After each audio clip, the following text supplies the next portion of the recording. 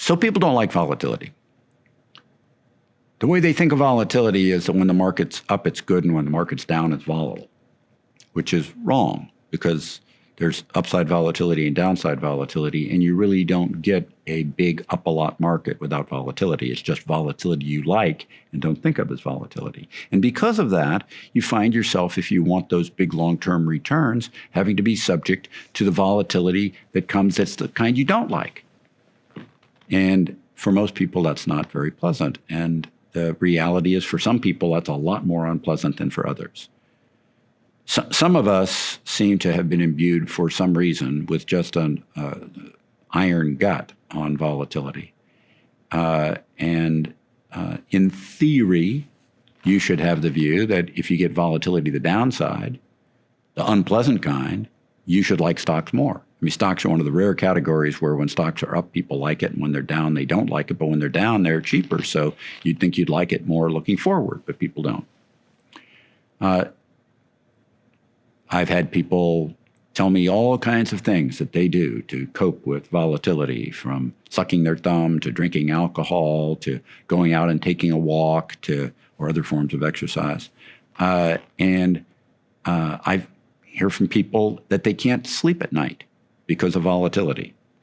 I can't really tell you how to sleep at night. That's not really my wheelhouse. But I want you to think about this in this way.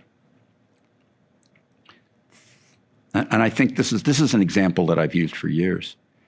Think of a Civil War battlefield general the night before going into battle.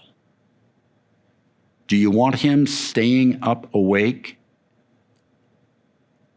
unable to sleep for fear of what will happen tomorrow in a crisis time? Or do you want him to be able somehow, some way, to get a good night's sleep so that the next day he's in good shape for all the chaos that will occur? The latter, of course, is the preferable modality. And a good general in that circumstance should be able to be at peak performance on the day of that Civil War battle. In some respects, that's a little bit like market volatility.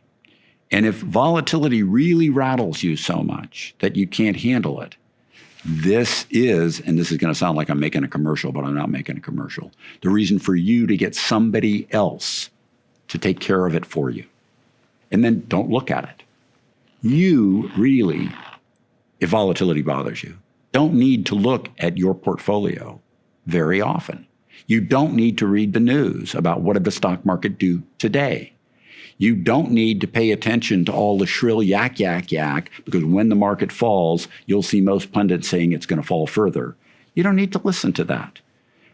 You either are someone who volatility doesn't bother much, or if it bothers you a lot, get somebody else to handle your investments for you.